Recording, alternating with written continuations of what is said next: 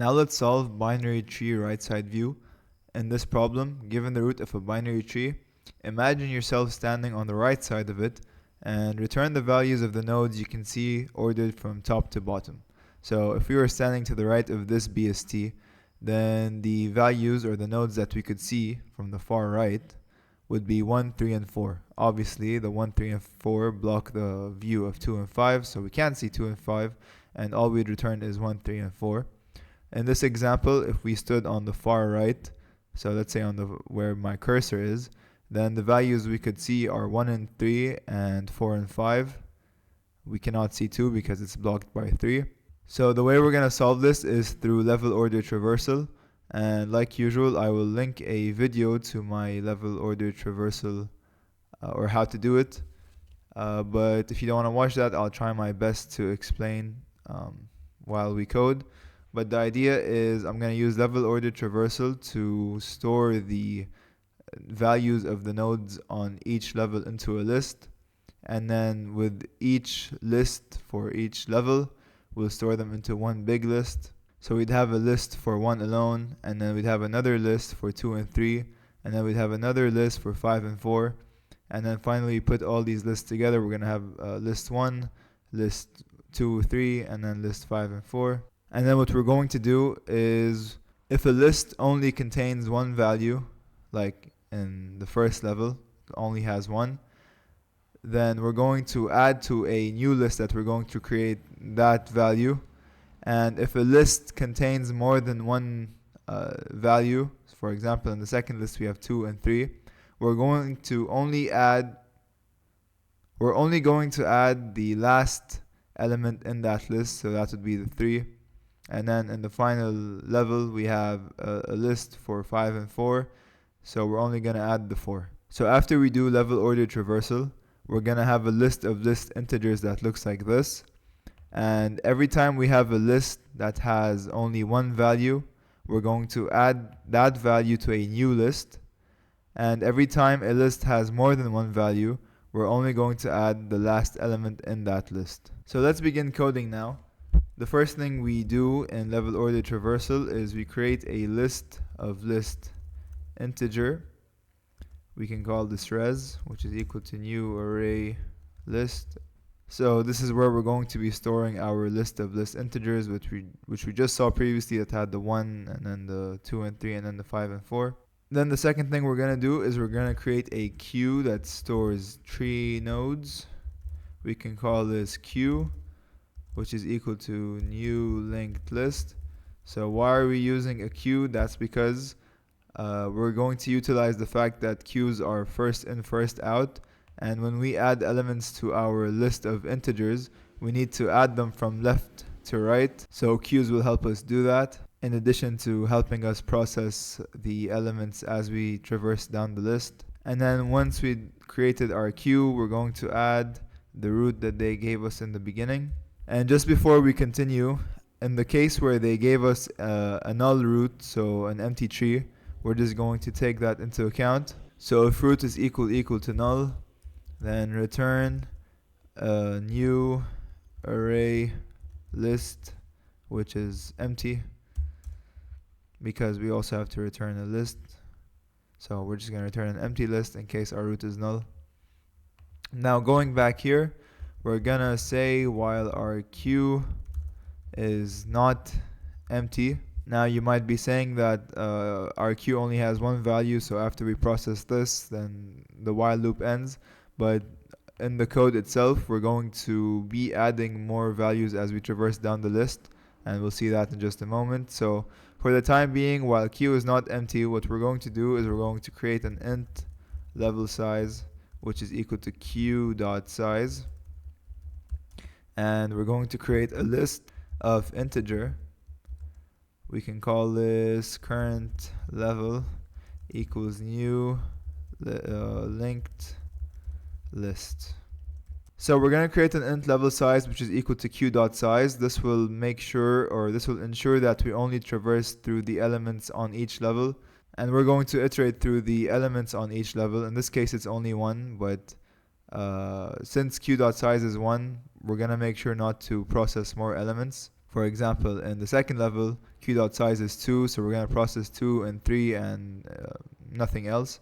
This is important because, as I mentioned earlier, we're going to reach a point where we're going to process more nodes as we move down the list. We're going to add them to our queue. And so we're going to have a queue that includes elements from multiple levels. And q.int level size equals q.size ensures that we process the elements on the level that we're on before moving on to the next one. So list integer current level equals new linked list. This is the list of integers we're going to store in our list of list integers up here. It's going to store the elements on each level. So now we're going to iterate through the elements on each level. So for int I equals to 0, as long as I is less than level size I++. Here we're going to create a tree node called node, which is equal to q.poll. So what q.poll does is it removes from our queue the first element that went into it. So in this case it would be root, and it would return that element. So it's going to be stored inside node. Then we're going to add to our current level, our list of integers called current level, dot add the value of that node that we just extracted from our queue. And now we're going to check if node.left is not equal to null. And if it's not, then we're going to add to our queue node.left.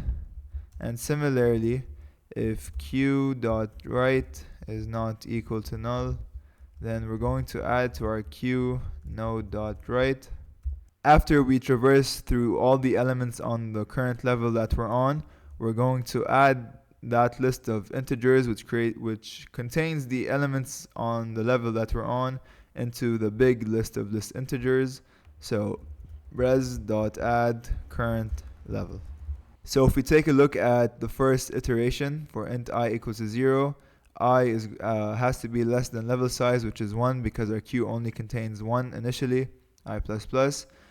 Tree node is equal to q.poll, so that's 1. And then current level dot add node.val, so we add to our list of integers current level the value of 1.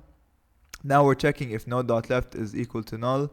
It's not, it's equal to 2. Similarly, node.right is equal to 3, so both of them are not null. Then we're going to add node.left and node.right, so to our queue. Since we did q.poll, we removed 1 from our queue, so our queue now stores 2 and 3. And this is going to keep going until I is equal to 1, so literally the next iteration, which this exits. And then we have our current level. So we're going to add current level to our list of list integer result. And then we're going to go back up here to the while loop.